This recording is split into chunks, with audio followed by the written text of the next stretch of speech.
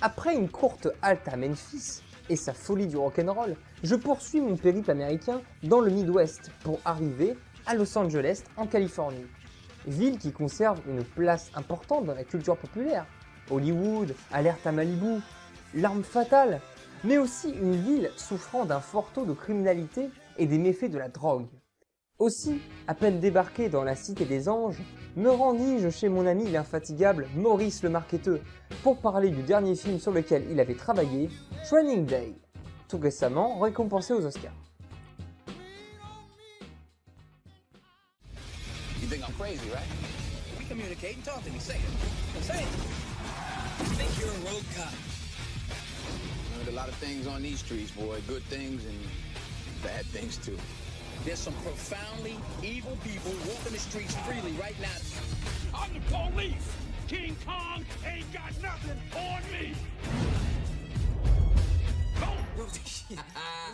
You never know, that's the point. Alors, Maurice le Marqueteux, qu'est-ce que ça fait d'être récompensé aux Oscars pour un film? N'exagérons pas. C'est Antoine Fuqua et Denzel Washington qui ont fait le plus gros du travail. Moi, je suis juste là en soutien. Mais en même temps, tu vois, c'est vraiment génial d'en être arrivé aux Oscars. Surtout après tout le travail qui a été accumulé sur ce film. Du coup, est-ce que tu peux nous faire un petit récap du film? Oh bah tu sais, je pense que tout est dans le titre. Training Day, donc sorti en octobre 2001, est un thriller policier qui nous raconte les aventures d'une jeune recrue des stupes, interprétée par Ethan Hawke, qui doit passer une sorte de journée test sur le terrain auprès d'un inspecteur spécialiste de la lutte anti-drogue, interprété par Denzel Washington. D'où le titre du film, Training Day. Après, je peux pas en dire plus pour les gens qui n'auraient pas vu le film. Dans ce cas, peux-tu nous parler des thèmes abordés dans le film? Oh bien sûr, je vais essayer. Ce qu'il faut savoir, c'est que Training Day a un scénario très classique. C'est juste l'histoire d'une recrue un peu naïve qui découvre les horreurs de la criminalité dans les rues de Los Angeles, sous la tutelle d'un inspecteur tantôt sympathique, tantôt violent. T'as l'œil du magicien, Hoyt. Je t'assure, l'œil du magicien. Si t'apprends à connaître la rue, tu deviendras super dangereux, ça je te le garantis. Super flic.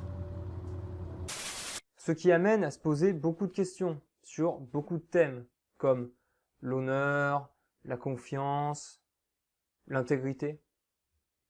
Le choix des acteurs a-t-il été difficile? Épuisant.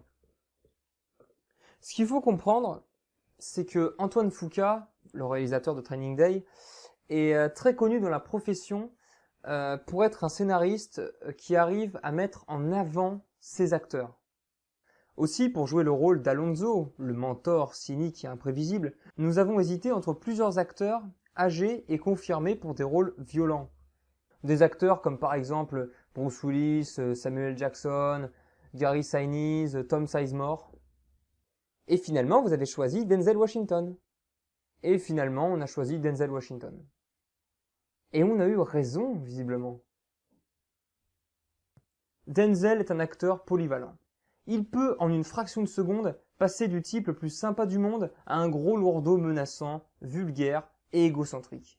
Exactement ce qu'il fallait pour Training Day, puisque justement, le mentor change d'humeur toutes les 30 secondes. Tantôt souriant, tantôt arrogant. Moi et Debbie. C'est qui, Debbie? Oh, c'est navré, c'est Debbie Maxwell, mon officier instructeur. T'as été formé par une gonzesse? Oui, monsieur. Ah, le pied. Je vois. Et pour le rôle de la recrue. Là par contre c'est l'inverse. Là tu vois ce qu'il nous fallait, c'était un acteur déjà jeune et au visage très candide. Tu vois genre style premier de la classe.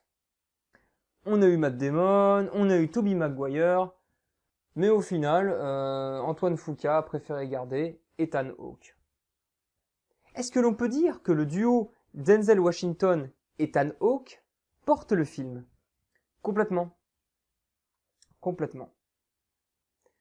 La critique a beau avoir blâmé Training Day pour un scénario qu'elle a jugé comme banal, Par contre, elle n'a rien pu dire sur la mise en scène. Tu vois, Ethan Hawke fait partie de ces acteurs qui ont la tronche du gars qui est là pour se faire martyriser. Et inversement, Denzel Washington a la tête parfaite du gars qui est là pour la castagne et pour manipuler son monde, ce qui rend son personnage encore plus difficile à cerner. Et c'est ça qui a plu à l'Académie, récompensant Denzel d'un magnifique Oscar qui vient s'ajouter à celui qu'il avait gagné pour son rôle secondaire dans Glory. Et maintenant, aurais-tu un petit mot sur la... Attends. Avant de parler de la production, j'aimerais mettre en avant certains aspects du film. Tu vois, Training Day, ce n'est pas juste un film sur un duo de flics comme on en voit des centaines au cinéma depuis des années. C'est avant tout un film d'ambiance. Tout est fait pour faire ressentir la dureté de la réalité au spectateur. La lumière, la photographie, tout sert à mettre en avant différents moments de cette journée de formation, s'étendant d'une aube plutôt froide à une journée de plus en plus chaude et étouffante. Ensuite, le casting secondaire fait vraiment plaisir à voir. Que ce soit Snoop Dogg en dealer handicapé, Cliff Curtis en chef de gang, Dr. Dre en flic ripou, et plein d'autres que j'ai oublié de citer. Et tous ces acteurs sont crédibles dans leur rôle. Là encore, pour captiver l'attention du spectateur. Du coup, as-tu un petit mot sur la production et le tournage? Il y a tellement à dire. Déjà, il y a les lieux. Ce qui est génial avec les tournages en extérieur, c'est qu'il faut être précis, notamment au niveau de la lumière. Surtout pour un film comme Training Day, où chaque scène a une lumière particulière, étant donné que tout le film se déroule sur une unique journée. Et toujours pour rester le plus réaliste possible, l'écriture du script et le tournage ont été effectués en présence d'experts de la police de Los Angeles et de San Francisco. Ce qui a aidé autant au niveau de la mise en scène que des dialogues. Finalement, Training Day, plutôt un film d'ambiance ou un film de dialogue? Oh ben là c'est les deux, sans hésiter. C'est les deux ensemble. Encore tu m'aurais dit le scénario, j'aurais été... Mais ouais, l'ambiance et les dialogues forment un tout. Parfaitement personnifié par les protagonistes, y compris les personnages secondaires, qui délimitent les différents chapitres du film. Le spectateur devient une sorte de témoin qui va suivre Ethan Hawke et Denzel Washington dans leur journée de travail, allant de lieu en lieu, de rencontre en rencontre, et s'enfonçant toujours davantage dans les ténèbres de la lutte contre le crime et la corruption. Tu vois, si Training Day était une recette de cuisine, ce serait un zeste de scénario mélangé avec un litre entier de retournement de situation, d'ambiance, de musique, de tension également. Tourne-toi, connard. Tourne-toi. T'aimes bien violer les jeunes filles, hein? Hein? T'aimes bien violer les jeunes filles, ça te branche? Non, Qu'est-ce que t'es, hein? T'es une saloperie de violeur. Hein, c'est ça ton truc, hein? Me mens pas. Eh bien, merci pour ce témoignage. Moi, je repars sur la route. Mais avant de partir, une dernière question. Une suite est-elle en préparation? Du calme. Vraiment, on se calme. C'est pas parce qu'on est à Hollywood qu'on est obligé de faire une suite à tous les films. Après, pour Training Day, je ne sais pas. On ne parle pas de suite pour l'instant, en tout cas.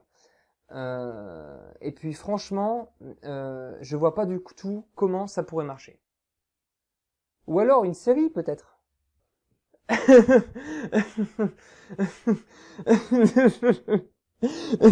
Ce serait ridicule. Franchement, en série, ce serait complètement ridicule. En série.